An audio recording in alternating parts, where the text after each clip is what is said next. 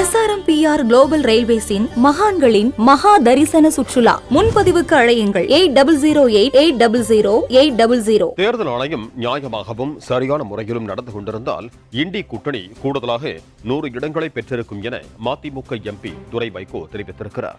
சென்னையில் செய்தியாளர்களிடம் பேசிய அவர், தமிழ்நாட்டில் மதவாத சக்திகளுக்கு இடமில்லை என்றும் கருத்து கணிப்பு மூலம் போலியான பிம்பத்தை உருவாக்கினார்கள் என்றும் குற்றம் சாட்டினார்.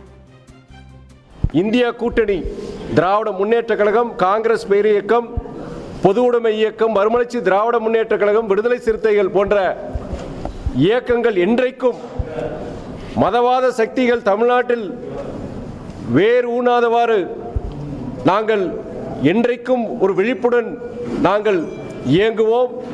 மக்களும் தமிழ்நாட்டில் மதவாத சக்திகளுக்கு இடமில்லை என்பதை இந்த தேர்தலில் தெளிவாக தெரிவித்துள்ளார்கள்.